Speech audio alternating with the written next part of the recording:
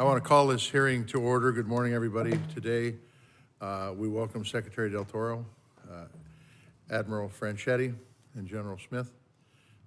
Thank you for serving our nation and for leading our Navy and Marine Corps. I look forward to discussing the 2025 budget priorities today. Admiral Franchetti, this is your first appearance before this subcommittee. I have enjoyed getting to know you over the recent months, and we look forward to working with you throughout this process and moving forward. General Smith, this is also your first appearance in front of this committee. It is great to see you, and I want to thank you for your service, and I want to thank you for being here today. The fiscal year 2025 budget request of the Navy and Marine Corps is at $252.3 billion, excluding funds for military construction. This represents a 1.4% increase above FY24 enacted levels. You received your FY24 funding only a couple weeks ago, 6 months late, because Congress didn't do its job and get its work done on time. In my opinion, this is a disgrace. Our nation continues to face real threats from China and Russia and Iran and terrorist groups. As we saw just this past weekend, when Iran brazenly attacked Israel with hundreds of missiles, the world doesn't follow any congressional calendar. The Senate passed National Security Supplemental includes $2.4 billion for the operations in the U.S. Central Command area of operations. That includes funds to replace interceptors fired in defense of our ships and of our allies in the region. It is long past time to get these funds signed into law. I believe the supplemental was sent out in August of last year. We have allies that are friends of ours. We've got countries that are fighting for democracy. Yet, our soldiers' lives are at risk in the region. Yet we continue to fiddle and do Putin's bidding. It is long past time to get these funds signed into law. And like I said, I would like the witnesses today to explain the impact of having to cash flow these operations from existing budgets. But as challenging as the Middle East situation is, the number one threat to our freedom, the pacing threat remains to be China. And as I've said before, China doesn't operate on continuing resolutions, so notwithstanding political headwinds and budget constraints, we will continue to work with my good friend Susan Collins and Chairman Murray to end this disastrous trend of CRs and insert some certainty back into our budget cycle. To be clear, we have our work cut out for us. The Bipartisan Fiscal Responsibility Act is the law of the land. It caps spending for both defense and non-defense programs. Last year, despite our efforts, we were not able to convince our colleagues to change those budget caps. Given the pressures on the budget, such as the impact of inflation, we need to modernize the nuclear triad, rising personnel costs, and near unprecedented global threats. And I might say, and I've said it before, so this is not breaking news, I think we're in a more perilous time than has ever been in my lifetime, maybe with the exception of the Cuban Missile Crisis. It is imperative that we invest these dollars that we do have in a way that gets the results that we want. I want to highlight a few areas that we need further discussion. The first is our people, our sailors, Marines, and civilians. The subcommittee has worked with the department to provide additional funds for recruitment and increase suicide prevention efforts. I would love to hear an update on that. Second is shipbuilding. Secretary Del Toro, you recently concluded a 45-day shipbuilding review and documented serious scheduling delays. The results are damning, and I understand additional studies are now ongoing. I would love to hear about that. Third, the volatile global security environment that has driven a great sense of urgency in DoD attempt to field innovative technologies and solutions at scale as quickly as possible. We're always open to working with the Department of Defense to ensure the warfighters has the tools it needs to be effective. However, it cannot be ignored that programs initiated with expedited expedition authorities apparently suffer from the same cost, schedule, and technical issues as traditional programs do. The Navy is no exception. For example, the extra-large unmanned undersea vehicle was intended to fill an urgent requirement, despite fabrication starting in 2019. here we are in 2024 with no operational assets. But icing on the cake, and I heard the Navy is planning to sole source the follow-on effort, and that begs the question, what message does that send? So before we entertain enacting new budget acquisition authorities, I want to know how the Navy is going to improve its performance to ensure that the capabilities we invest in actually reaches the hands of the warfighter without wasting taxpayer dollars. It is the role of Congress to ensure that taxpayer dollars are used in the most effective way possible to maintain American superiority. And I look forward to continuing work with you to make that possible. Once again, I want to thank you, all of you, for your service to this country. But before your opening statements, I want to turn it over to Senator Collins for any remarks she would like to make. Senator Collins. Thank you, Mr. Chairman. Let me begin my remarks by saying that I can't imagine a more timely hearing than this one, given Iran's deliberate attack against the sovereign nation of Israel with more than 300 drones and ballistic missiles over the weekend, and the Navy's truly heroic response in assisting Israel and our other allies. Impressively, with the assistance of the United States, England, France, and certain Arab states, Israel intercepted 99% of these missiles. That includes more than 80 incoming drones and at least 6 ballistic missiles that were taken down by American forces, including the crews of 2 Bath-built destroyers, the USS Carney and the USS Arleigh Burke. Keep in mind that this is the same USS Carney that has been protecting U.S. and allied shipping in the Red Sea and has an amazing record of shooting down incoming missiles and drones fired by the Houthis. In fact, the U.S. Navy has thwarted numerous attacks from Iran's terrorist proxies. And I do think we should remember the role of Iran in all of this, whether it is arming and equipping the Houthis, Hamas, Hezbollah. If you trace it back, it always comes back to Iran. We place, and appropriately so, a lot of emphasis on China in our hearings as being the pacing threat. But we cannot forget, as the chairman's indicated, how dangerous the world is today and how many adversaries we have, and Iran is certainly among them.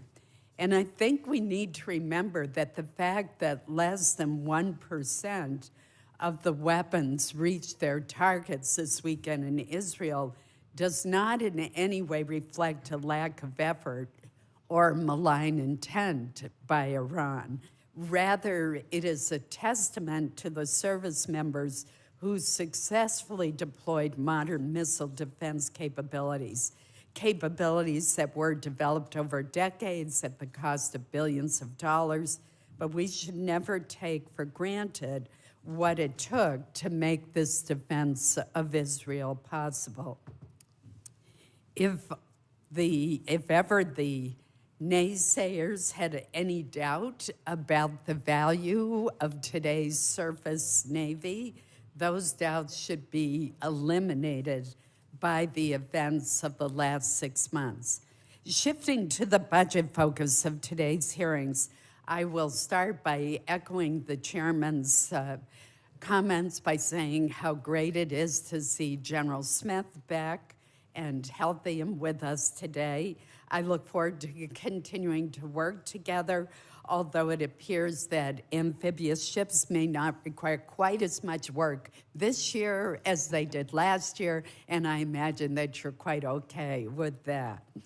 To Secretary Del Toro and to Admiral Franchetti, thank you also for your extraordinary leadership and service. I also want to recognize the service and sacrifice of our Marines, our sailors, and their families.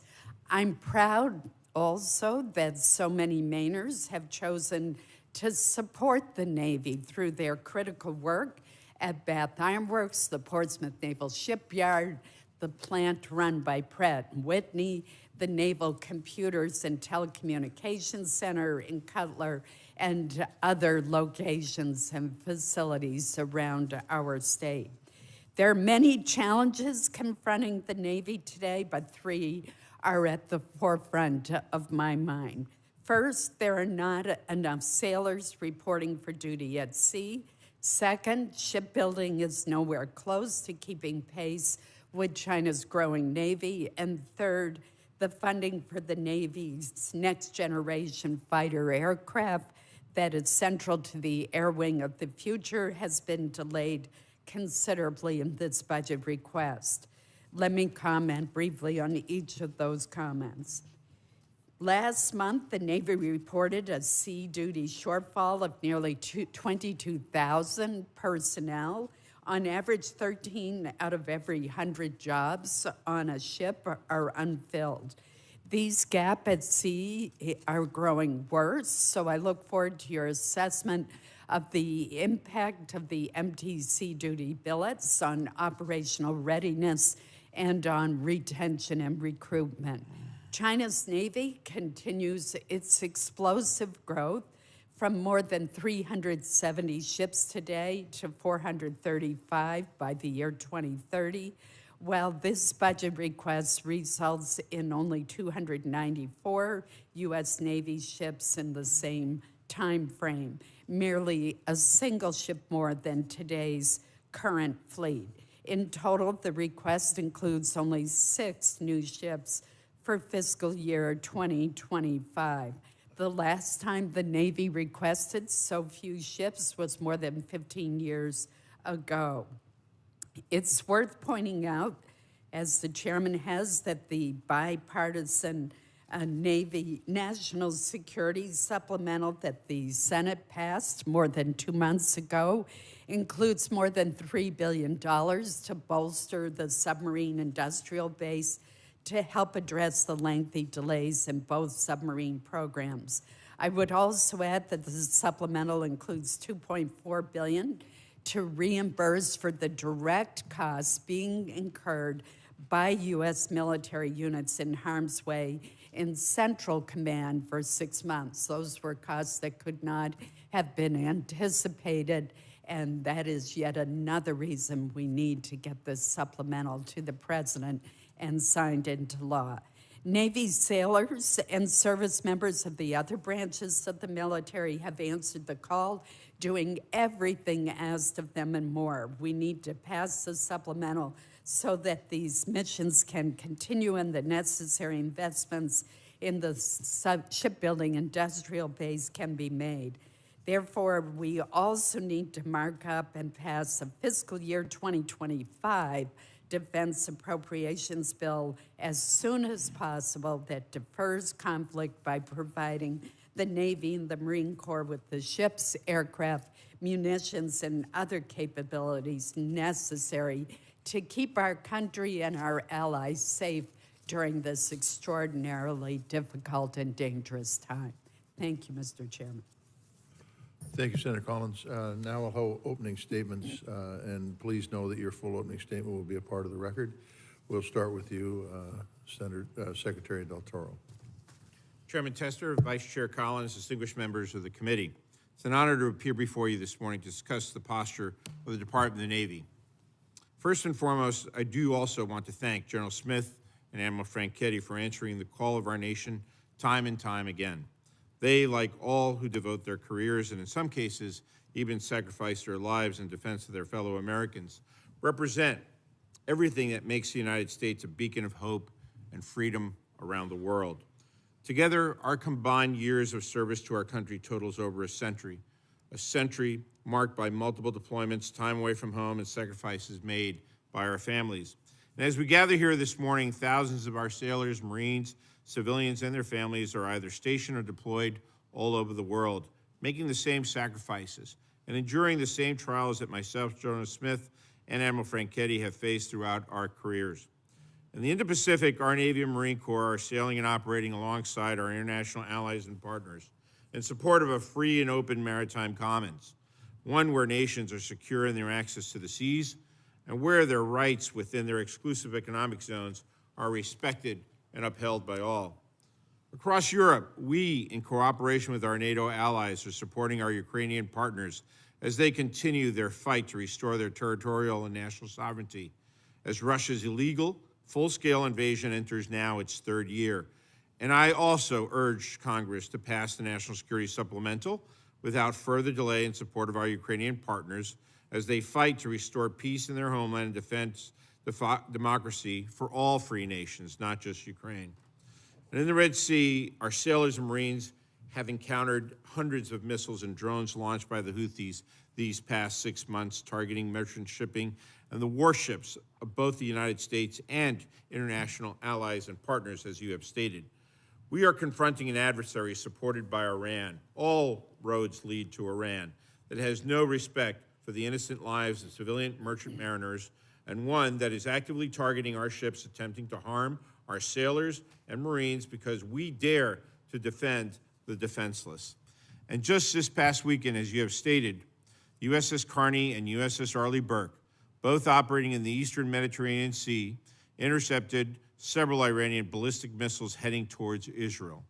For those who question why the American taxpayer should provide for and maintain a Navy and Marine Corps, look at what is happening today in the Middle East, where we are defending the free flow of international commerce and actively defending our international allies and partners. Members of the committee, we are here before you today to ask for your continued support, for your partnership, and your commitment in ensuring that the nearly 1 million sailors, Marines, and civilians of the Department of the Navy that we lead are ready on all fronts at all times. While the Fiscal Responsibility Act of 2023 forced us to make very hard choices, the $257.6 billion in the President's budget request for fiscal year 25 for our department adaptly balances maintaining and modernizing the fleet and force of today against planning for the future force, while also taking care of our people. This budget directly supports our department's three enduring priorities of strengthening our maritime dominance, building a culture of warfighting excellence, and enhancing our strategic partnerships. We are acquiring the most lethal, agile, and capable warships, submarines, aircraft, weapon systems, and other systems our world has ever seen. We're also funding the research and development of transformational technologies and fielding them more quickly to make our fleet more lethal and persistent within the current fit-up. We are investing billions of dollars in the industrial base that supports us while encouraging them to invest more in themselves at the same time. And as responsible stewards of taxpayer funds, we will enforce accountability to ensure that our sailors and Marines have the platforms and capabilities they need, delivered on time and on budget. Above all else, we are taking care of our personnel and their families by focusing on improving housing, expanding child care capacity, and increasing access to mental health resources, amongst other critical areas. We are clear-eyed about the challenges our nation faces today in the maritime domain, both commercial and naval. And as a maritime nation, we must confront the challenges of today and prepare for the potential conflicts of tomorrow by investing in a strong Navy and Marine Corps. Again, it is an honor to appear before you this morning and to lead the most powerful, lethal, and flexible Navy Marine Corps team in the world. And we look forward to discussing with you how best to deliver the Navy and Marine Corps that our nation requires. Thank you. Secretary Del Toro, thank you. Thank you for the statement. Next, we'll have Admiral Franchetti. Admiral.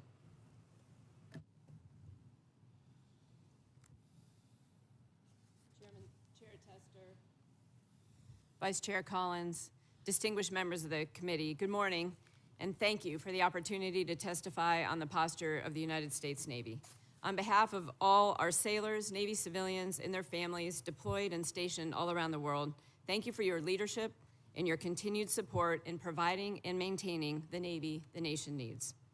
I'd also like to thank my teammate, General Smith, for his exceptional partnership and collaboration as we guide our services under the leadership of Secretary Del Toro.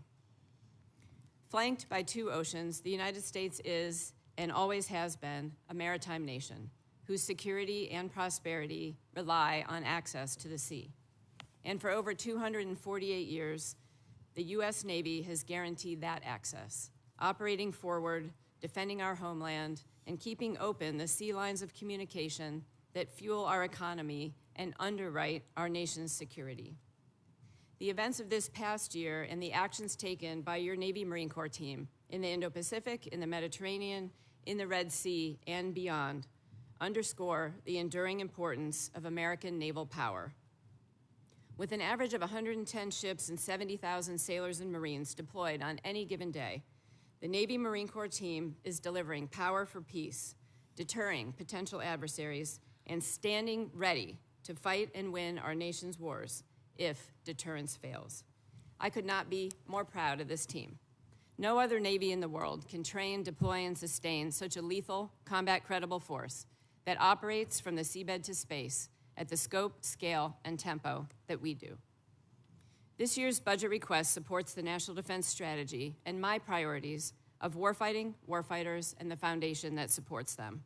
It enables the Navy to continue to meet our congressionally mandated mission in both peace and war. It is strategy-driven, maintaining our focus on the People's Republic of China as a pacing challenge, the acute threat of Russia, and other persistent threats like the Democratic People's Republic of Korea, Iran, and violent extremist organizations. Given the discretionary spending caps prescribed by the Fiscal Responsibility Act and a top-line increase of 0.7%, the Navy had to make tough choices, favoring near-term readiness, investing in our industrial base, and prioritizing our people, while assuming risk in future capabilities. Within this fiscally constrained environment, the budget request fully funds the Navy's top acquisition priority and the most survivable leg of our strategic deterrence, the Columbia-class submarine. It provides funds for 6 Battle Force ships and incremental funding for 2 Ford-class carriers in FY25, and continues our support for Marine Corps force design by maintaining 31 amphibious ships, procuring 3 LPDs, 1 LHA, and 8 medium landing ships.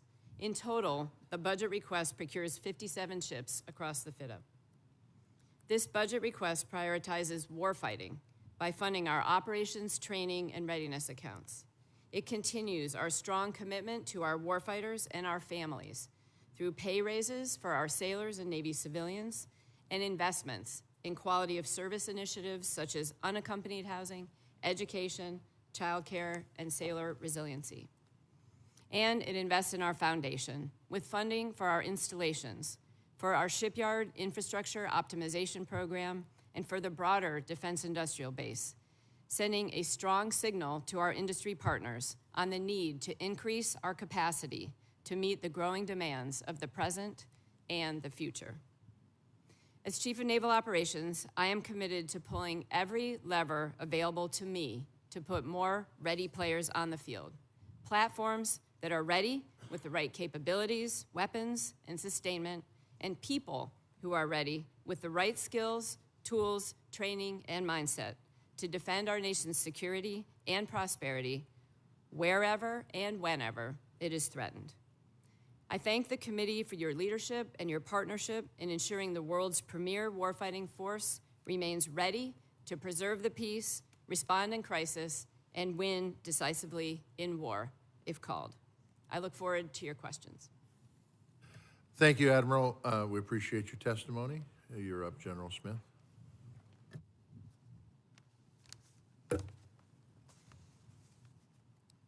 Good morning, Chairman Tester, Vice Chair Collins, ladies and gentlemen. Thank you for the opportunity to represent your Marines today.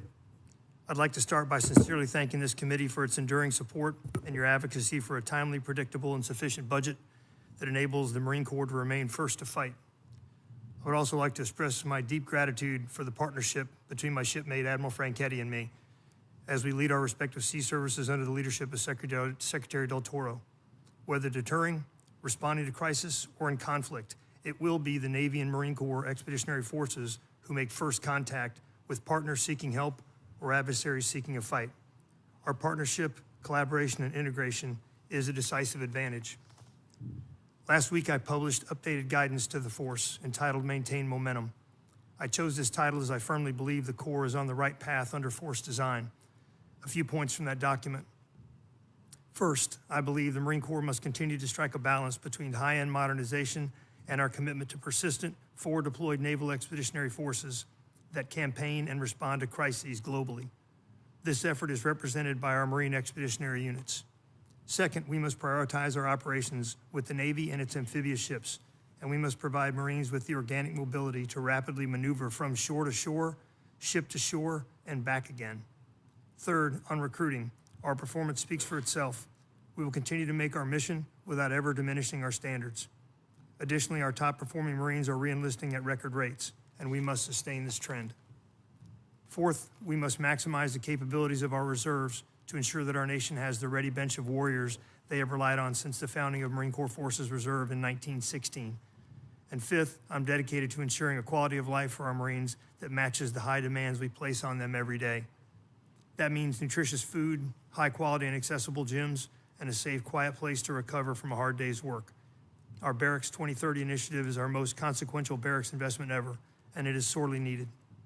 While aggressively pursuing these priorities, I commit to you that our Corps will always be frugal and accountable with the resources you and the American people provide. I'm proud of my Marines and civilian Marines who enabled the Marine Corps to receive an unmodified audit opinion earlier this year, the first of any service to do so. They told us what we have long known, that when you entrust us with the taxpayers' money, it is money well spent and fully accounted for. All these things are critical to maintaining the strength and dominance of your Marine Corps. This year marks 249 years since the founding of our Corps. That is 249 years of battles won and peace upheld in the name of democracy and prosperity for our nation and for all nations who abide by the international rules-based order. But increasingly, world events demonstrate this order is being challenged. Free trade, unrestricted access to the seas, peaceful cooperation between nations big and small are under assault. Our nation's prosperity is underwritten by a strong Navy and Marine Corps who maintains a global presence and keeps malign actors at bay. Thank you again for the opportunity to represent your Marines today. I pledge to continue to work closely with each of you to ensure your Marine Corps remains the most lethal fighting force on the planet. I look forward to your questions. Thank you for your statement, General. We appreciate you being here as well as the entire panel. I'm going to start with you with rounds of questions here. Secretary Del Toro,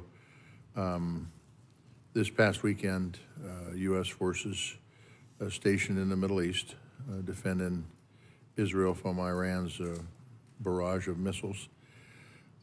This is just the latest in a series of U.S. forces have taken in the area to defend assets and assets of our allies. Secretary Del Toro, so far you're paying for these operations out of your existing budget, even though the Senate passed National Security Supplemental contains $2.4 billion to cover these costs, including replacing the missiles. Can you please explain the impact of having to cover these costs without the supplemental funds that the Senate has already passed, by the way? Well, thank you, Mr. Chairman, and thank you both for actually recognizing the bravery and the courage of our sailors and Marines who've been now operating in both the Mediterranean and the Red Sea over the course of the last 6 months. First, the Ford Carrier Strike Group, then followed the Baton Amphibious Readiness Group as well, too, and of course now the Eisenhower Carrier Strike Group with additional ships that are being provided for in the Mediterranean. Over the course of the last 6 months, we have actually countered over 130 direct attacks on U.S. Navy ships and merchant ships. The munitions that are critical to these counterstrikes are extremely important to the Department of the Navy. We currently have approaching $1 billion in munitions that we need to replenish at some point in time. So therefore, the over $2 billion that's provided for in the supplemental is direly critical to our Navy and Marine Corps to be able to replenish those munitions and continue to provide the types of defensive measures that we have this past 6.5 months now. Thank you. Admiral Franchetti, I know that ship maintenance is a priority for you in addressing that. What is the impact of extended operations and deployment on the force? Ship maintenance is one of my biggest priorities. I don't know that your mic is on. Go ahead. Sorry. Okay, on. It's on now. Yeah. There we go. Ship maintenance is one of my very biggest priorities when I talk about getting more players on the field. You know, one way to do that, of course, is to procure new ships, but the other one is to get them in and out of maintenance on time. So we're very focused as we are looking at the ships that are already underway, several of which have been extended, making sure that we work with our shipyards and our planning to be able to get them in and out of maintenance as quickly as they come back. I think more broadly, we're very focused on improving our processes that are related to shipyard maintenance in general. Some of that is making sure that we get our packages locked in about 6 months ahead of time before the ships come back, so we can plan the work ahead of time so we don't have as much growth work or new work once the ship is in the actual availability. The other one is developing, putting in place basically a surface readiness group.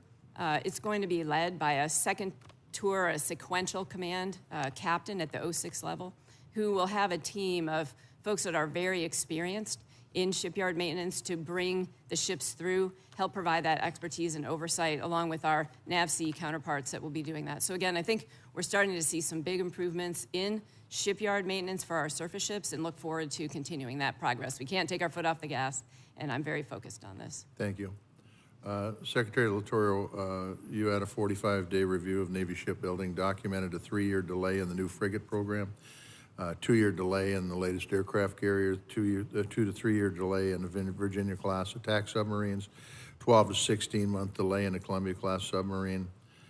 This is despite unprecedented support by Congress. Headlines and delays like this should constitute a full-blown emergency for the Navy and the shipbuilding industry. I know there's no quick fixes, but I have yet to see what either party is prepared to do about it, and to be specific, who's being held accountable. Now look, we do studies and we do surveys where I'm talking about we being the Senate, and that's exactly what they end up being. I think your review has shown that we've got a problem, a major problem, and a problem that puts our national security at risk. So the question is how do we hold these folks accountable? What do we need to do to make sure these folks understand that profitability in the shipbuilding industry isn't your #1 responsibility? It's to get these ships out and submarines and equipment out on time, on budget, the way we need them to keep this country safe. Well, that's exactly right, Mr. Chairman. And when I was confirmed, I committed to you that I'd be honest, transparent, and committed to making a difference, and that's my intent. That was my intent in asking for the 45-day review, which reviewed over 10 shipbuilding programs for the purpose of providing the assessment of national and local causes of the shipbuilding challenges. In that regard, the contributing factors that were discovered in that review are leadership issues, design maturity, first-of-class challenges faced by the shipyards as well, transition to production, design workforce, and a shortage of blue-collar labor across the country as well. It was also determined that shipyards simply aren't making enough of a contribution on their own to increasing their own production rates at their own shipyards, which is also critical. I mean, it's just one example, Mr. Chairman. We're making a $15 billion investment over the course of the next 5 years money that's the taxpayers' money. And at the same time, many of these shipyards are actually making stock buyback programs where they're buying back stocks to the tune of $4 billion and upwards of that. That's unforgivable. We need them to invest in their own shipyards just as much as the American taxpayer is investing in the budget to get these production lines back up. Well, I would just say that, you know, Eisenhower warned of the military-industrial complex. The fact of the matter is that they're an important partner for us. They're an important part of the equation. And I get it, excuses are many, whether it's workforce or whatever it is. But the fact that some of these corporations are using the money to buy stocks back without building capacity first is incredibly irresponsible. And I hope they're listening. Because quite frankly, we will do whatever we can do to make sure they have a workforce, but damn it, they got to step up the plate. And in many cases, I have not seen that happen. Senator Collins. Thank you, Mr. Chairman. Admiral, I want to follow up on the chairman's question to you about maintenance and delays. You addressed it from surface ships. I want to talk to you about submarines. The Shipyard Infrastructure Optimization Program, SIOP, and the Ship Depot Maintenance Line item are both well-resourced in the budget request. I support these needed investments in the Portsmouth Naval Shipyard, in Kittery, Maine, and in our other shipyards, because during the past decade, fewer than 1/3 of the Navy's attack submarines have completed maintenance on time. Last year, Navy officials conceded that there were nearly twice as many non-deployable submarines as were anticipated because of maintenance or other issues. This is a trend that we simply have to reverse. To what extent, if we make the investments in the budget, can we expect that the submarine maintenance backlog will decline? Thank you, Senator. And as you know, our submarines are our true asymmetric advantage, and we really do need to improve on our overall submarine maintenance. I think two things that you mentioned there. So the Shipyard Infrastructure Optimization Program, this is a once in a generation, really once in a 100-year overhaul of our 4 public shipyards. We really appreciate the investments in those shipyards because they are so critical to that maintenance that you're talking about. And this is recapitalization of the dry docks.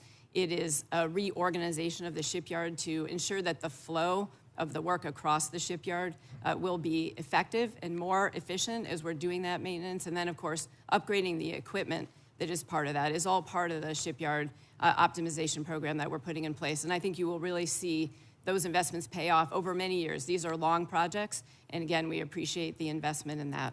As far as getting our submarines out of the shipyard on time, we've made a lot of progress in putting in place processes that help us look at the data analytics so we can better understand where are the choke points, what are the barriers to getting our submarines out of maintenance on time, and then working to implement the corrections. We put the head of our submarine force in charge of that overall process last year to really drive the operational demand and understand the sense of urgency that we need in each one of our shipyards to be able to get them out on time. One of the other things we found was that a shortage of supply parts and a rotatable pool would be a way, so we put that in our budget for last year. We're looking forward to getting those all on contract now. A little bit delayed, about 6 months delayed, but we will get that in there and then expect to see positive results of having those spare parts and long lead time materials in place ahead of time to expedite that maintenance. So again, we're starting to see some good progress out in Pearl Harbor Naval Shipyard. We have 2 submarines, the Minnesota and the Illinois, that are currently on track for their maintenance availabilities, and we look to take the learning that they're doing out in Pearl Harbor and bring that to our other shipyards as well. Well, the Portsmouth Naval Shipyard in Kittery, Maine is the gold standard, just to get that on the record. But obviously, I've visited there many times, and the physical constraints are a real barrier. And that's why the SIOP program has been absolutely critical. General Smith, I want to talk to you about an unfunded priority that you've submitted, and that's for the procurement of 4 F-35 engines and engine power modules to alleviate potential logistical problems associated with transporting engines to ships and the time that it takes to replace an engine at sea. Could you comment on how funding additional F-35C spare engines and power modules would improve F-35 readiness and better support our operational commanders? Senator, I can, and thank you for the question.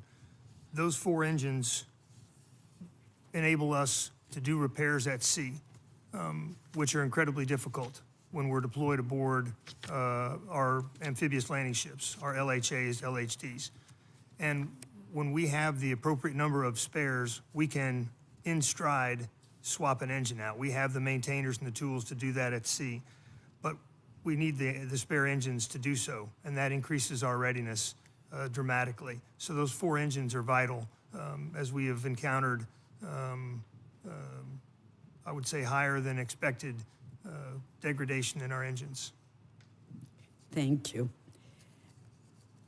I couldn't help but notice this morning that sitting next to our highly decorated Marine are 2 former commanders of or captains of the Arleigh Burke destroyers, and I appreciate the fact that you understand that they are truly the workhorse of the fleet and have been there for more than 3 decades. Mr. Secretary, could you describe for the members of the committee who may be less familiar with the important role played by our destroyers, how important they have been both in protecting the shipping lanes in the Red Sea and in the defense of Israel this past weekend? Well, thank you, Madam Vice Chair. Without question, the Arleigh Burke destroyer is a multi-mission platform that conducts numerous missions, especially including air defense and ballistic missile defense for U.S. forces and our allies and partners, has been critically important to the defense of the Red Sea over the course of the last 6 months. And they really have operated extraordinarily well. It's a testament to the investments that have been made by the Department of the Navy and the Congress specifically over the course of the last several decades, investments in the Aegis combat system and the weapon systems and the munitions that actually go on those ships to be able to effectively defend our national security interests. As you know, over 90% of the world's trade actually travels on the water, and we also have undersea cables. They carry up to 10 trillion financial transactions every single day. So the protections of those seas and those undersea cables is incredibly important, and it is actually the Arleigh Burke destroyer, and hopefully in the future, the Constellation-class frigate as well, too, that will provide that defense to our national security. Thank you. Madam Chair, welcome. Thank you. Thank you very much to my Vice Chair and to Chair Tester, and thank you all to our witnesses for joining us, and thank you for your service to our country. At a time when we know some of our adversaries are making significant investment in their navies, we have to keep pace and maintain strong investments for our Navy and Marine Corps.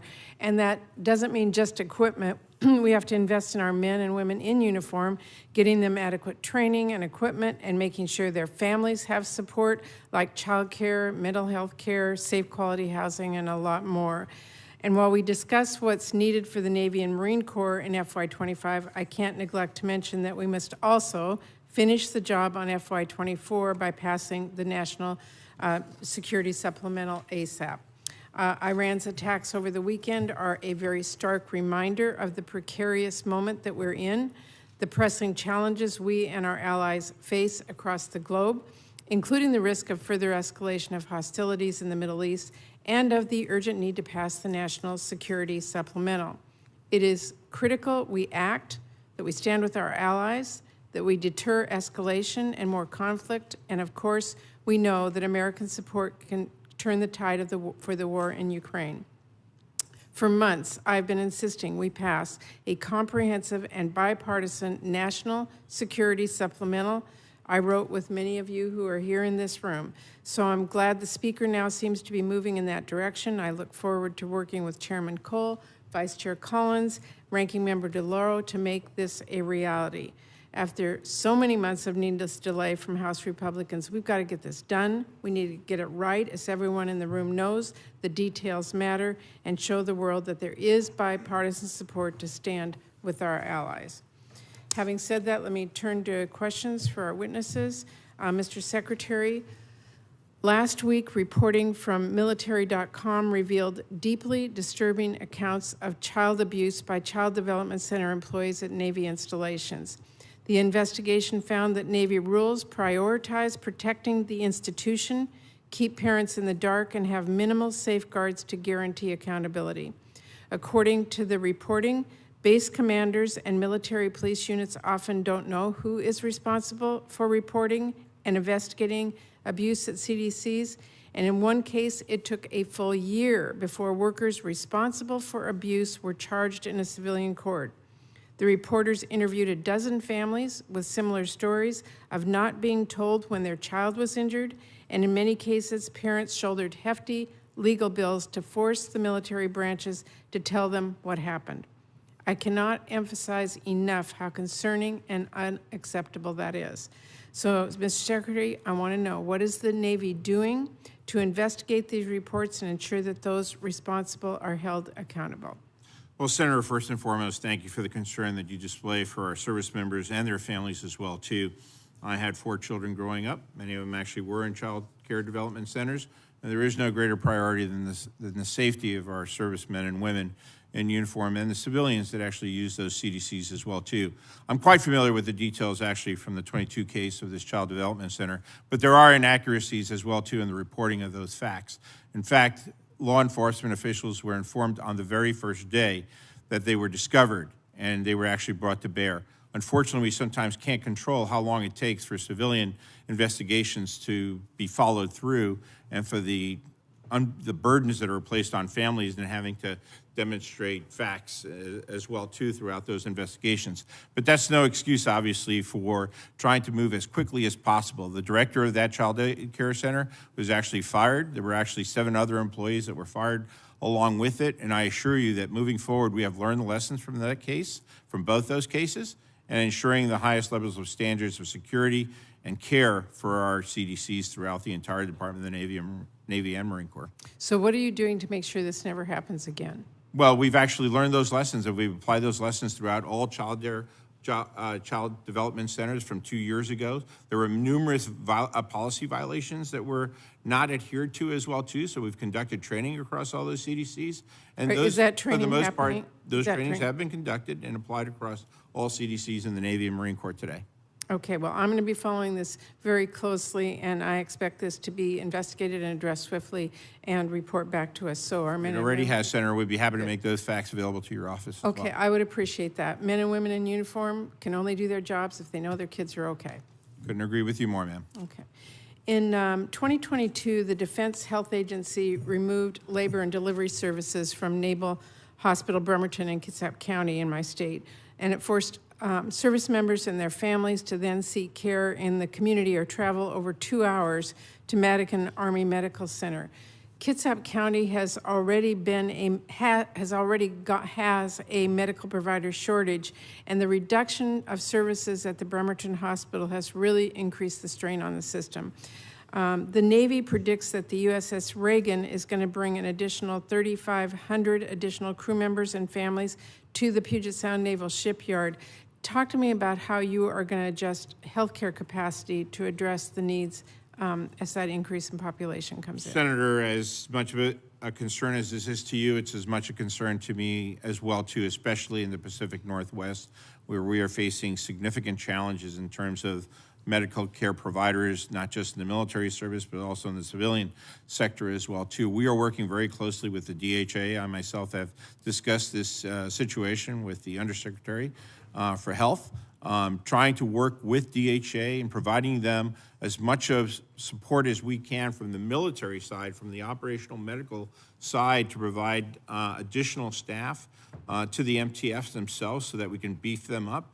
I have actually visited numerous clinics in the Pacific Northwest, and I'm aware of some of the shortages and the great work that they're doing despite those shortages as well. We will continue to work with the Office of Secretary of Defense and the DHA and the Deputy Secretary of Defense to provide the necessary support from operational Navy medical resources, basically. But that also creates a challenge in terms of ensuring that the standards of proficiency that are required in operational medical readiness are also adhered to should we ever have to go into a conflict. Okay, well, let's stay in touch on that and keep us ma'am. informed. And out of time, but I did want to mention that Congress approved $195 million to address the electrical backbone of the Puget Sound Naval Shipyard, and provided $130 million over the President's budget request to address the seismic concerns at PSNS. Those projects are essential for the Navy's SIOP and its Ford-class aircraft modernization projects. So if you could provide an update to us, on my staff, on the Navy's work to address the seismic issues, and I would really appreciate it. I'd be happy to do so, and I cannot thank the support of the communities in the Pacific Northwest, state government, local government, working with the Department of the Navy as we actually worked through those challenges last year. It really was a case study in how it can be effectively executed when everybody's working together as one team. Okay, great. Thank you. Thank you, Chair Murray. Senator Hoeven. Thank you, Ranking Member Collins. I guess acting chair now, huh? Yeah, I like that. Yeah, me too. Thanks to all of you for being here and for your service. Secretary Del Toro, there's been a drawdown in airborne ISR, and I know that there's a sense that we're going to do a lot of it from space, which we are. But at the same time, we're hearing from combatant commanders and everybody else that they need that airborne ISR. How important is it that we not only maintain our ISR capabilities, but that we continue to have the best ISR globally, for example, for things like survivability of the fleet? Senator, I couldn't agree with you more. There simply aren't enough ISR assets throughout the entire department, and there will always be a need for more of them, especially as we get into the realm of countering unmanned aerial threats as well, to not just to our forces at sea, but to our installations commands as well too. And although I can't get into the details of some of the major investments that we've made to counter those threats, and be happy to do so in closed session, there is a high demand for those assets, and we need to continue to invest more in our budgets moving forward. Thank you, Secretary. Admiral Franchetti, do you have enough capacity against missile threats, not only in the Mideast, but start there? Obviously, what we saw recently with the attack from Iran on Israel, but also in Europe and East Asia. Thank you. This is one of the critical things that we provide every day, air defense, missile defense, and we really need to continue to invest in our weapons industrial base, as well as we're making investments in the broader defense industrial base, so continuing to invest in our weapons industrial base is really important. I think the Navy really, about 2 years ago, we started investing in all of our critical munitions that we need, including those we need for air defense, and we want to continue those investments. We're looking at that as an enterprise investment, one that in the past, munitions were a little bit of a bill payer for some of our other capabilities, and we have changed that we are working to invest in those munitions that we need. We're also partnering with Missile Defense Agency, of course, for ballistic missile defense, and look forward to that continued partnership in getting exactly what we need to defend our nation. So your capacity status right now is adequate, inadequate? So it's adequate for what we have now. As you'll see in our budget, we have requested additional funds for continued improvement in those investments for munitions, as well as in the supplemental, to replenish what we've been using already in the Red Sea. Senator, if I could just quickly add, I would argue that the president's budget numbers are adequate, but that's also prior to the attacks that we've just had this weekend alone, for example. So we are now closely approaching $1 billion in expenditures for munitions that we need paid back by the supplemental, which is why it's critical for Congress to pass a supplemental this week so that we can actually get the additional resources to be able to supplement those munitions that will be critical moving forward. Which is important to understand that a lot of the funding in the supplemental goes to restoring our weapons, as well as strengthening our military industrial base to produce more of those new sophisticated weapons rapidly, whether it's airborne assets or whether it's missile defense, the things that we need now and going forward. That's exactly right, Senator. I mean, we've been firing SM-2s, we've been firing SM-6s, and just over the weekend, SM-3s to actually counter the ballistic missile threat that's come from Iran. So we need this supplemental to pass this week. Yeah. So it really does go to our arsenal and our defenses. Yes, sir. These are investments in our industrial base. There's no question about it. Right. Then for either one of you or both of you, on the nuclear deterrent commitment to the triad, and whether we're tracking both in terms of the Columbia program and your commitment to that modernization of the nuclear triad. Starting with you, Secretary. Absolutely, Senator. I mean, the Navy's investment in the Columbia class submarine has been enormous. It is our #1 acquisition priority, and it will continue to be our #1 acquisition priority moving forward. We've also, as I came into this role, made the decision in my first month as Secretary to assess the possible extensions of Ohio-class submarines as well, recognizing that there could potentially be a gap in the Columbia program as it's turning out to be accurate now. And so we have actually assessed 5 SSBNs, Ohio-class SSBNs now that can be extended for another deployment, and we will continue those efforts until we close any gap that might exist in the nuclear triad. Very good. Admiral, anything to add there? Yep, Columbia is our #1 investment priority. Okay, thanks to both of you. General Smith, again, same thing on ISR, unmanned aircraft. You're actually working very hard to upgrade, modify, strengthen, enhance, your ability to deploy and be that rapid reactionary force globally. And I know you're looking at how do you do that in the modern age with new technologies. Address your need for airborne UAS in the battlefield. Senator, we're focused on the MQ-9. The MQ-9 is a vital platform for us. We're focused on the training and the procurement of that platform and what we call a TSOR pod, which at a different classification level I'd be happy to come brief you on. But it can detect at great ranges adversary movements, and it can seamlessly complete the kill chain for our long-range fires missile systems. So the MQ-9 is vital to our future. Both in terms of getting it, but also the schoolhouse, the development, the training, and so forth, that capacity as well? Absolutely.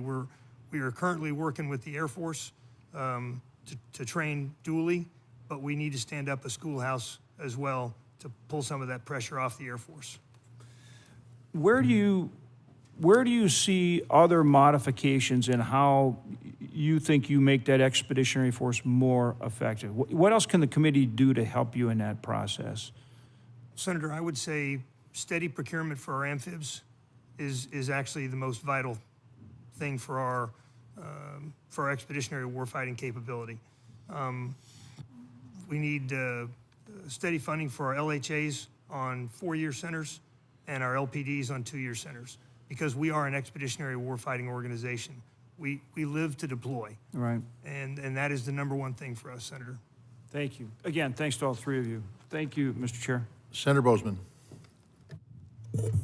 Thank you, Mr. Chairman, and thank you all for being here. We appreciate the great work that you do, ensuring the services not only have the resources to accomplish the mission, but also taking care of the men and women that serve and sacrifice and their families, and it certainly is a family affair. General Smith, the Marines Force Design 2030 requires forward deployed Marine sailors as a stand-in force. I understand the medium-range intercept capability system will be critical to support this stand-in force. Is this program funded at the level it needs to be in fiscal year 25? And if not, where do you need the funding to go? How will this help our allies in the Middle East? Senator, the system you're describing, the medium-range intercept capability, is an Israeli-built Tamir missile combined with the TPS-80 Gator radar. And that gives us an incredible advantage in detection and action against inbound enemy air threats. We are on path to procure that. The current budget supports it, and it is really just a matter of time to build the arsenal of TPS-80s and the Tamir missiles that are required to be able to fully engage this system. So we're funded up and you've got the resources you need? We do, Senator. Very good. Tell me, Admiral Franchetti, again, the idea that we're in a situation where we have the issue of expenditure, the idea of shooting a $2 million missile at a $200,000 or less drone. What are we doing to solve that problem? Well, first, I couldn't be more proud of our Navy team, our investments really made over the last 10 years to make sure that our surface ships would have the weapon systems they need, the training, and the confidence in those systems to be able to operate them the way that they are doing that in the Red Sea. And you cannot put a price tag on the 300 sailors that are on each one of those ships, and we are defending in depth and using all of those capabilities that we've put in place over really the last 10 years of investment. I think we are working hard across the entire joint force to look as we see this changing character of war and the use of unmanned aerial systems. You saw it in Armenia and Azerbaijan, you're seeing it in Ukraine and Russia, you're seeing it here in the Red Sea, that we know we need to develop additional capabilities to counter those UASs, whether they're kinetic or non-kinetic, as quickly as possible, working with industry and the innovation base to bring to bear some technologies that are out there, and we're hoping to get those onto our platforms as quickly as possible. So you feel like we're doing a good job of balancing near term with the investments that we need to go forward to actually counter. Does that make sense? I do. We're testing out a laser called the Helios system right now, but all of the services right now are testing out different types of capabilities to get there. And I'd like to be able to work together with them to marinize some of those and, again, share lessons learned so we can get after this challenge, because we know that it will be with us for the foreseeable future. Right. Thank you. Mr. Secretary, the Navy's $1 billion investment to unaccompanied housing is much needed to improve quality of life. We also know that there is more work to be done. Mr. Secretary, can you speak to how quality of life investments add to the value proposition of service, especially as the Navy continues, as all the services do with recruiting? Thank you, Senator. Thanks for your commitment to quality of service for our Marines and our sailors. I've been committed to it in the entire time that I've been Secretary, as has Secretary of Defense as well, too. And I think those commitments are really paying out. We're seeing the highest retention rates in the Navy and Marine Corps today that we've seen in a very long time. And I do believe it's fundamentally because of those quality of service investments, starting with increase in pay. 5.2% last year, 4.5% in this presidential budget. Combined, it's the highest pay increase that we've seen in a long, long time. That's been compounded by a long-term commitment to improving family housing on the part of the Congress and part of the department for over the last 20 years. However, I think we've fallen short when it comes to our commitment to unaccompanied housing, and we're now correcting the record on that, for example. In the Marine Corps, and Commandant can talk to it, we've just surveyed all our Marine Corps housing. We essentially have 40,000 units, basically, that have been surveyed. We have 60,000 Marines living in those. 17,000 have fallen short. We need to continue to make the infrastructure investments in our unaccompanied housing, both in the Marine Corps and the Navy, moving forward. Part of the solution, in my humble opinion, is actually moving some of those barracks to privatized housing. When you take a look at the gold standard of housing for in the Navy, for example, out in San Diego, that should be the standard, basically, for housing. And so just this past year alone, I made the decision to move 6, and I'm glad the White House agreed with me, to move 6 of those additional housing units to that gold standard. More has to be done. And certainly I will welcome one of my service chiefs to comment on that as well. I think it's also, in addition to the housing, it's also opportunities that folks have, for example, to cook their own food in the housing, to have access to fitness centers that are nearby, and of course, making sure that the unaccompanied housing is not only new or modernized, it's also maintained properly. So we've put in place QR codes that people can report their maintenance, and really making strong investments in the FSRM accounts, and appreciate all the appropriations from the committee to be able to improve that. No. I would echo the Secretary and my shipmate that the FSRM accounts are vital, the Facility Sustainment, Restoration, and Modernization Funds, to modernize the barracks that we do intend to keep, and then the construction to build the new barracks that we intend to tear down and build new. Because the Marines deserve a quiet, healthy place, climate-controlled, to live and to recuperate after a hard day's work. Very good. Well, thank you all. We really do appreciate your service in so many different ways. Thank you, Mr. Chairman. Senator Graham. Thank you, Mr. Chairman. Appreciate each of you for your service to our country. I'm going to try to keep this as simple as possible. So simple an Air Force person could understand what we're talking about when it comes to the Navy. There was a report done in June of last year called the Battle Force BFSAR. Are you familiar with that, Admiral? Yes. Okay. The Battle Force Structure Assessment Report. There you go. We got one acronym down and many to go, I'm sure. It said we needed 381 manned ships and 150 unmanned platforms for a total of 515. Is that accurate? Yeah, that's accurate. And really, every study since 2016 has said that we need Okay. a larger Navy. We need 515. How many do we have now in terms of ships?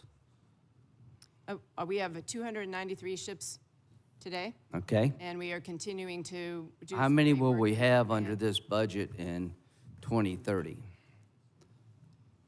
In 2030, we will Have 294 more ships. ships. Yes. Okay.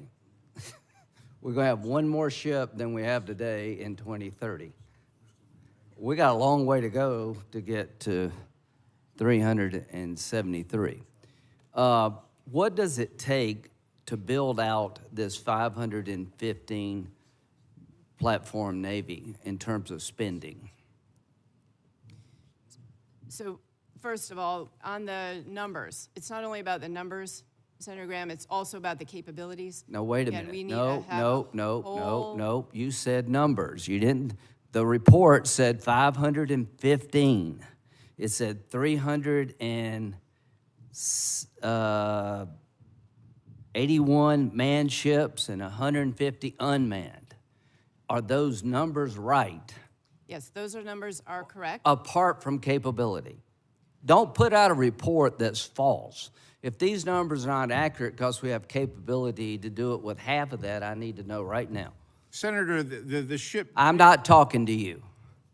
Yes, that is our analysis that it was done last year that reported that out in the Battle Force Structure Okay, Assessment Review. so you stick by these numbers, right? We will continue to do that. Okay, all right, analysis. you're It was telling done us on what my you think you need. predecessors. Yes. So we got a budget that gets us to 294 in 2030. Now, Mr. Secretary, you support this budget? I do support this budget. and Do it you actually gets us support, to the do you support the 381 plan that we to need get to by 515 ships? By 2043, sir. You support that plan? I do support the profile, the number one profile that we submitted in the shipbuilding plan. Okay, so with how this in the budget. hell do we get there? If Well, you we- support, I'll Be happy to. I'll get right to you. I'm I'd be talking. happy to explain how we get there, sir. Huh? I'd be happy to explain how we get Okay, there. how do we get there, real quick? We get there by having continued support from the Congress, basically, without How having much continued money do you resolutions. need? And the Fiscal Responsibility Act actually has made it difficult this year to be able to invest. in Admiral more Gidley ships. said, However, but if I I am talking. Okay. Admiral Gidley said last year, you need 5% above inflation to get there according to this plan. And the Congress passed the Fiscal Responsibility Yeah, Act, well, which I'm prevents us not from saying getting to we're not at 5% fault. Above the budget. So Yeah. we're 1% above last year's numbers, right? correct. Okay. Last year's numbers were 1% above. We're still below inflation. No, last year's number actually were quite significantly higher than the We're previous budget that 1% was over submitted. last year's number because of the Fiscal Accountability Act. You don't agree with that? That's correct.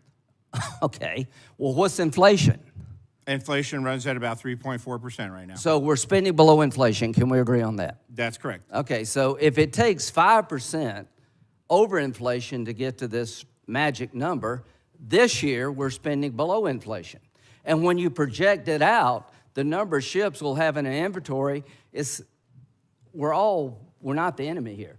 Goes to 294. Where does China go by 2030, Admiral? How many ships will China have? It's projected to have about 430 ships, Yeah, how many do they have now? 395. around 370. Okay, they have 395 now. That's what this chart says. Maybe it's 370. Let's say it's 370. They have 435, we think, by 2030. We're going up one ship. They're going up like a bunch. There is no plan to the public out there. I trust you about the 515. I'm not arguing with you. I think you know what the hell you're talking about. I'm not arguing with you that we should have more money. I'm just saying we're saying one thing and doing another. The responsibility falls on elected officials. But I would like y'all to echo what I'm saying. I'd like y'all to legitimize that my concerns are real. I'm just not making this shit up. That we talk about a Navy to confront threats that are growing, and our budgets do not meet the needs of this country by a factor of a bunch. And it's going to take bipartisan effort to get with the program. What I want the country to know is that we're on course to shrink the Navy as China is increasing the Navy. The budgets we have do not get us anywhere near where the experts say we need. So what you can do for this country, I think, all of you, is just tell us the truth, that we're on track not to meet our goals. Is that true, Admiral?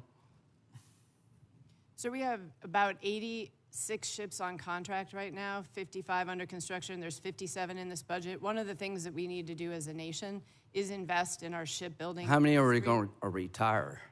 We're retiring 19, 9 at their... Well, so in 2030, if we're at 294 and today we're 293, we just gained one ship. Is that right? Yeah, that is correct. Okay, well, that's my point. By 2030, we have like one more ship than we have today, and we need 380-something of these things, and we're going backward, not forward. So will you work with me, Admiral, Mr. Secretary? I hadn't even talked about the Marines you got off because I didn't even get to you. Will you work with me to come up with a realistic plan that would allow us as elected officials to get to where we need to go? It's up to us to get us there, but I would like a plan, if you would help me, submit that would get us on track to getting to the ships we need, unmanned and manned, 515 by 2043. Will you work with me to do that? We're continuing to work to invest in the industrial base and... Well, that's not my question. I meant, will you work with me? Senator, we will We will continue. continue. The We'll answer is continue to work with you to get good, the right good, because we got a long way to go. Thank you. Thank you, Senator. You're exactly right, but we got as much problem on this side of the dais than we do on the other side, truthfully. We've got problems, and I want to work with you to fix them, and I think you want to fix them. I do want to fix them, and we need to make sure we're increasing the industrial base so that they can meet these goals, because right now they can't even meet the goals that we're funding. That's right. And so I don't think there's a lot of argument that this is a very dangerous time, and you know that, serving on the armed services. But we need to beat the hell out of one another first. Senator Murkowski. Count me amongst those that are worried about our shipbuilding capacity and our infrastructure. And it's not just how many ships we're funding, but we know we've got a serious problem when it comes to the workforce that's out there. And Admiral, we've had an opportunity to talk about this, and I don't know if there's a grand plan there to work more on that, but as I've been focusing on what we're trying to do to build out these polar security cutters and help Coast Guard with their shipbuilding, we're told it all comes down to workforce. Comes down to workforce, but it also comes to the funding of the vessels themselves. I want to thank both of you for making the trip to the Arctic. Secretary, it was good to travel with you, and Admiral, I know you went the week following with Senator Coons. I hope that you had an opportunity to meet with the female submariner who wanted to talk about integration of women submariners into that. I thought she had a very compelling message there. The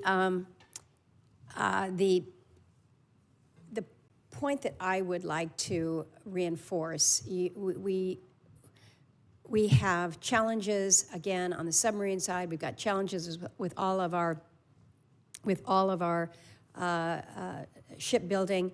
But I've been trying to get Coast Guard moving with the polar security cutters and have been frustrated on many turns here. We try to underscore how far behind we are, and people say we get the fact that Russia has 55. We don't even have 2. I don't even think we have barely 1 anymore. But the Navy's the contract agent for the ongoing effort to build out the additional icebreakers. The Coast Guard, of course, owns and operates and maintains.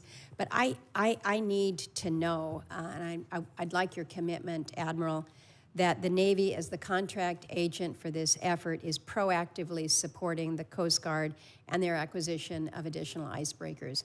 We have, working through this past appropriations process was a huge struggle to keep in place any kind of funding going forward for the acquisition line. We took a rescission, it didn't kill it, but it doesn't help that in the President's budget there's nothing for the PCS, Polar Security Cutters, for FY25. So I'm just nervous on all levels about the commitment that we have to ensuring that we have the assets in the Arctic.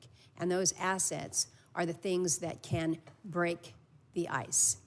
And we can't hope that our submarines are going to be able to pop a hole through and maybe that allows for ships to move through. That's not how it works. We've got to do more, and I'd like your commitment here as we're working with the folks at Coast Guard to ensure that Navy's role in all of this as the contract agent is really robust and engaged. Thank you, Senator Murkowski, and thank you for your time the other day. After our meeting, I did go and talk with our folks. I made sure that they are fully committed, excuse me, and they are providing that robust support that you asked for to support the Coast Guard in the design and the procurement of that Polar Security Cutter. So we are very focused on it, and you have my commitment. I will continue to watch that. And yes, I did meet with the submariner when I was on board the Indiana as well. Good. Thank you for that. Senator, equally so, you have my commitment as well, too. As we've discussed, I'm one of the few Secretary of the Navy that's actually argued for more Coast Guard funding, because I think it's important, and the relationship between the Coast Guard and the Navy just continues to get stronger and stronger, as evidenced by our contracting actions on this program. We need to keep leaning in, and it's going to take all of us. Still sticking with the Arctic, as you know, we're moving forward with the first deep water Arctic port there at Port of Nome. It's going to be incredibly important to our national defense interests. We're, as you know, not fully funded with that project yet, likely not going to receive MILCON funding despite the clear national security nexus here. So I would ask, Admiral, that you articulate support for this project to the White House, to OMB, as we're moving forward. The Navy will benefit greatly. I think you know that, you recognize that. So we just need a little bit of support here on the infrastructure shore side as well as. Head nod means yes, correct? Yes, ma'am. Yes, ma'am. Thank you. General Smith, sticking again with the Arctic, because I like this theme here this morning. We have not only expanded the training opportunities in the Arctic with the joint JPARC training facility. You've got a training center. We've got the Northern Warfare Training Center. Marines have been participating in exercises like Arctic Edge, as well as Nordic Response in Europe. But I look at the Marines' role in Arctic Ops as absolutely necessary. There's a great read in the Washington Post from just a few days, about a week ago, about the Navy SEALs as well as the Green Berets that we're training. The SEALs were down in Kodiak. The Green Berets were up in Fairbanks. It's 40 below. But the commander from the SEAL unit said that the Arctic is the most rugged and extreme place for any military to operate. Even the most routine functions can be an existential threat. Seems to me that if you're a real Marine, by God, that's where you want to go train. It's the toughest of the tough, and the hope is that in this kind of extreme environment, you can get training that will, if you can live through that, by gosh, you can do just about anything else. So I'm asking you to speak to whether or not you see an increased role for the Marine Corps there in the Arctic in terms of training and other exercises. Well, Senator, thanks for that question. And I wholeheartedly agree that the cold makes cowards of us all. It's Were we cowardly up there? We embraced it. it is a vital piece of our training as Marines who fight in any climate and place. And so we are committed to training in Alaska. We're committed to Northern Edge. We're committed to operating our F-35s from Alaska through the Aleutians, and we're committed to our ground forces operating in Alaska. We also have Bridgeport in California. That's our Northern Warfare Training Center. But we are fully committed. You realize how odd that sounds, that our Northern Warfare Training Center is in California? Yes, ma'am. It's up in the Sierra Nevadas. Okay.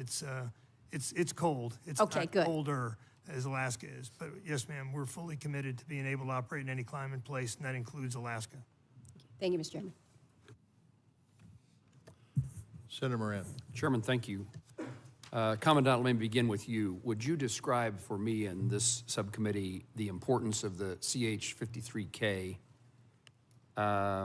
in its support for mobility for the Marine Corps and how its increased capabilities will meet the needs of our national defense? Senator, I can, and thank you for the question. The CH-53K is unique in the DoD inventory in that it can lift itself. It can lift 36,000 pounds external, plus its internal load. It has in-flight refueling, and it can conduct operations at great ranges.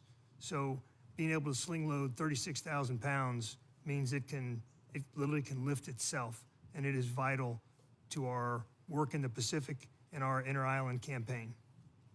Admiral, let me ask you a similar question. The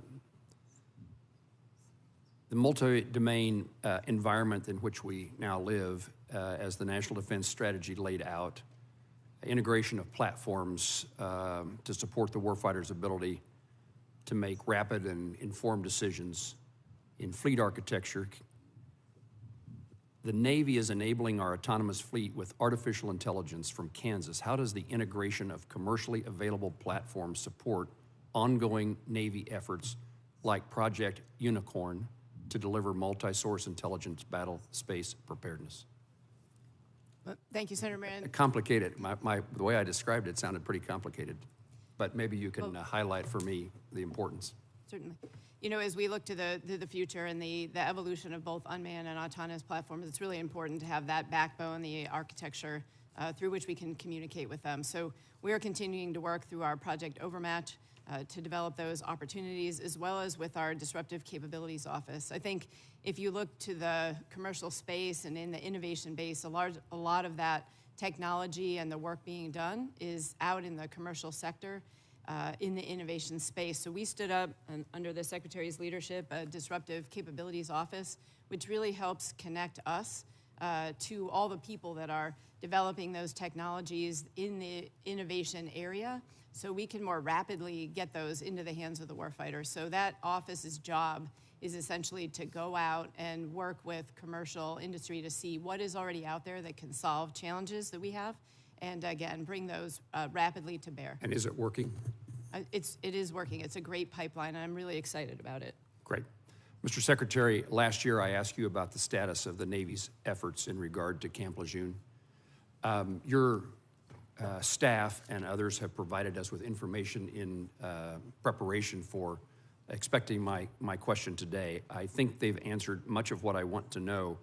I would tell you that my staff has been told there's 1,950 claims that have been received.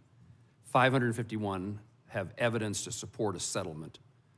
I don't know what about the other. Have all 190,000 been evaluated, or those are still in the works? No, sir. Actually, 190,500 have been submitted on the online portal. Of those 190,500, only 551 claims have actually submitted all the information that's necessary to be able to determine evaluation on those claims. 63 currently qualify for a settlement offer. Of those 63, offers have been made to all 63 of those claimants. Of those 63 claimants who've completed their files, they've been made an offer basically, they qualify for an offer. 29 of the 63 were actually accepted. 2 were declined, and the remaining offers still await a decision. The total value of the 29 settlement offers that were already made is $7,500,000, and we remain deeply committed to working with all of these claimants for the expeditious resolution of their claims once all the information is submitted on the portal. So, Mr. Secretary, the question I'm looking for an answer for is what of the other 190,500, what's happened to those other claims other than the 551? They're essentially gathering their paperwork and all the necessary medical evidence that's necessary to be able to submit it onto the portal. So a significant number of claims still are pending. That's correct, sir. And my final question, Mr. Chairman, is the supplemental that I hope that we receive in the Senate this week. Can you explain to the committee why this supplemental package is critical to preserving peace and stability in the Indo-Pacific and assuring our allies and partners? This is not a throwaway question. It seems somewhat self-evident to me, but there's been some talk about separating the variety of the package into separate segments. I think it's a package that's important altogether, and I would love to know from your department if that's true and why. Senator, you couldn't be more accurate with your assessment of how important I think it is to keep these packages together. As we continue to now look at 3 years of warfare on the Ukrainian battlefield, we have an obligation to support our sisters and brothers in Ukraine who are fighting not just for their own democracy, but the democracy of all nations. And if we fail to support them, as we have committed to doing so, then without question, I think that there'll be a future where we have to make even greater investments into the defense of Europe in the future. So that's point number one. There's no question in my mind that as the situation continues to evolve on the battlefields of Ukraine, that President Xi is also looking intently at our commitment and our reactions. And if we don't meet our requirements and our commitments in Ukraine and Ukraine falls, there's no question in my mind that he will be emboldened, actually, in his intent towards Taiwan in the future as well, too. And equally important, obviously, the defense of Israel, the defense of free trade in the Red Sea and throughout the Middle East is incredibly important.